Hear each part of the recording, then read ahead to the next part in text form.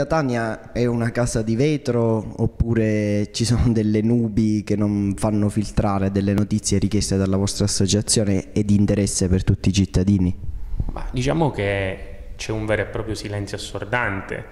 da parte del Comune di Catania in merito alla trasparenza, o quantomeno c'è un silenzio assordante per quanto riguarda questa nostra richiesta.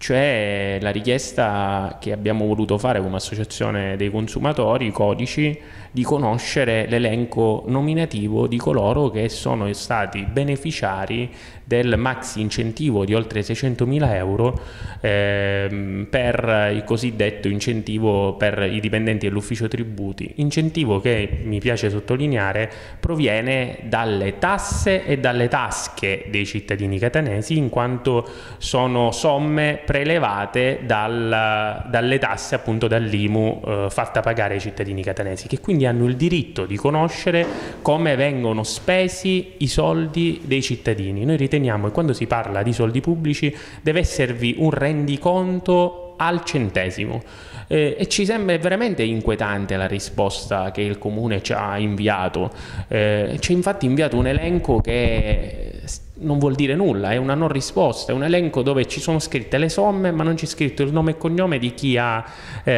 effettivamente ha usufruito di questo beneficio. Ora,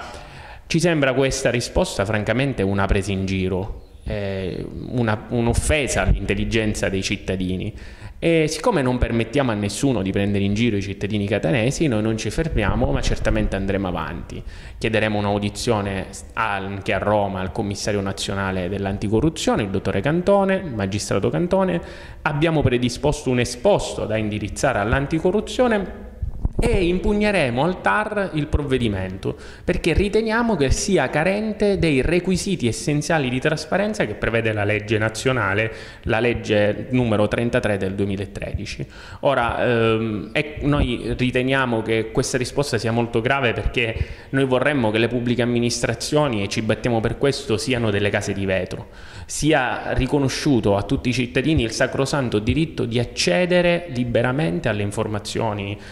della pubblica amministrazione, cosa che in questo caso non è avvenuta, e per tale ragione noi continueremo a interpretare gli interessi dei cittadini e andremo avanti affinché il Comune di Catania possa pubblicare tutti gli atti riguardanti gli interessi dei cittadini. Noi vorremmo che la trasparenza, una volta tanto, non venga solo predicata nei convegni, ma venga soprattutto praticata con atti concreti. In questo caso questa è stata una finta trasparenza.